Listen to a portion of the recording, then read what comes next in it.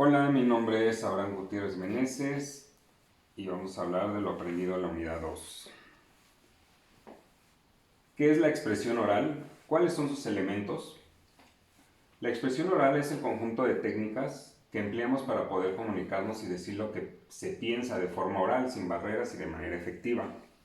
La expresión oral tiene los siguientes elementos: es dinámica, es expresiva, es innovadora.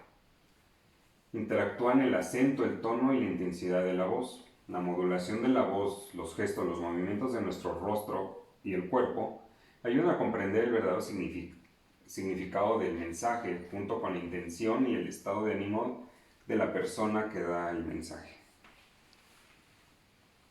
Estrategias para mejorar la oralidad. Tenemos que es el uso de la memoria, el uso y modulación de la voz y la improvisación. Tenemos las barreras de la comunicación y su efecto en la cotidianidad, las cuales tenemos la número 1, que es no escuchar. Es tal vez la barrera más importante para la comunicación. En realidad, pocas veces escuchamos al dialogar.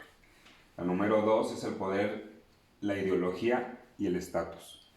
El poder no se refiere solamente a los altos niveles, sino también a las posibles formas de poder de menor envergadura, pero igualmente dañinas. El padre con los hijos, el profesor con el estudiante, el jefe con los empleados, etcétera. Lo que lleva a que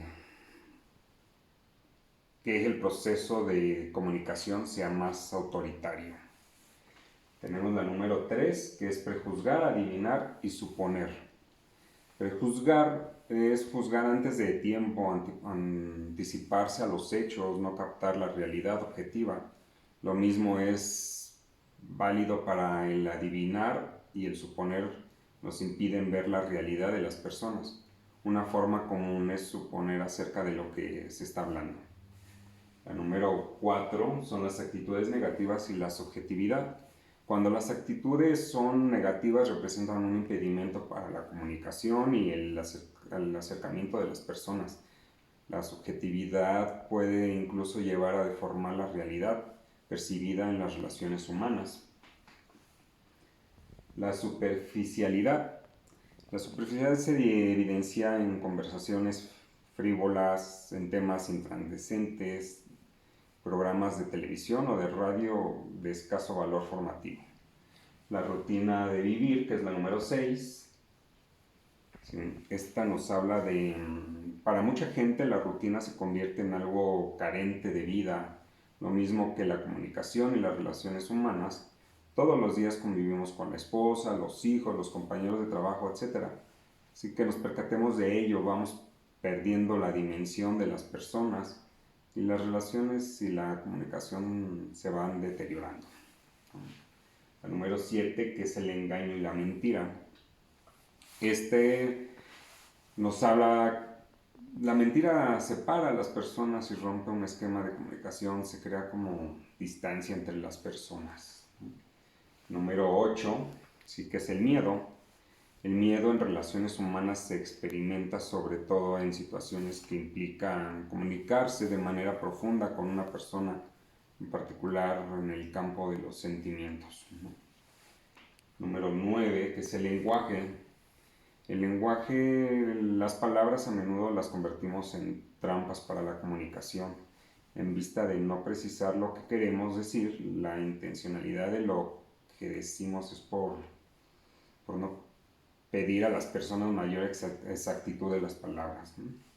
La número 10, crítica destructiva. La crítica destructiva destruye tanto al criticado como al que critica. Juzgar a las personas es ponerse como juez del comportamiento de estas, poniéndose por encima de ellas. No es lo mismo hablar en primera persona para dar su opinión que juzgar o criticar dando por hecho que la crítica es la realidad de todos, ¿no? La número 11, lenguas y cultura.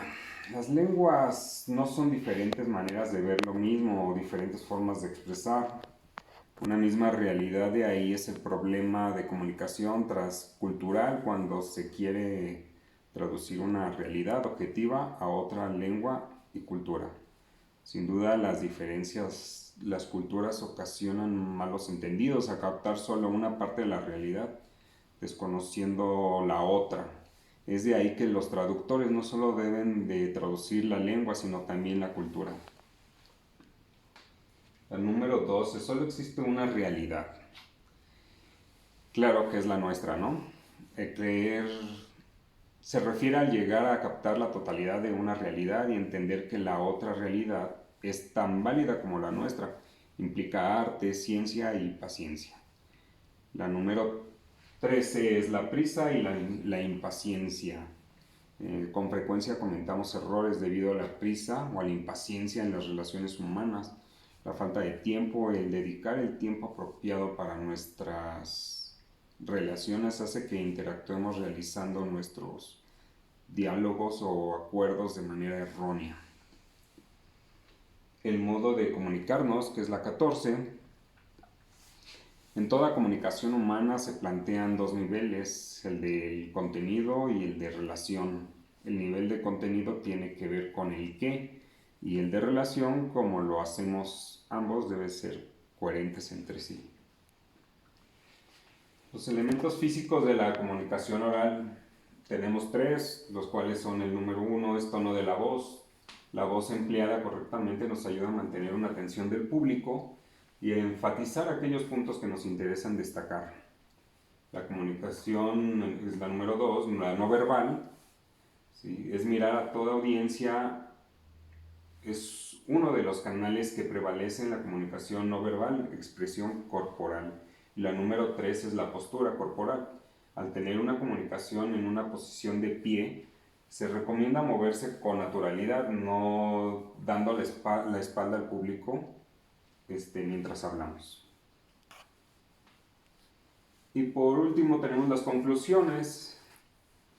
La comunicación en nuestras relaciones humanas no solo tiene que ser con la forma en cómo decimos las cosas de manera verbal o desarrollar habilidades oratorias. Tiene que ver mucho con un tema de actitud, empatía, respeto, incluso saber vivir, ¿no? La comunicación es la base de todas las relaciones humanas, es la actividad que si se hace de manera adecuada nos trae consigo relaciones personales y profesionales más consolidadas a nivel profesional y en la rama específica del área de mercadotecnia. El aprender a comunicarnos hará la diferencia entre implementar o no un buen proyecto. Será la línea delgada entre el éxito o el fracaso. Por mi parte eso es todo. Muchas gracias.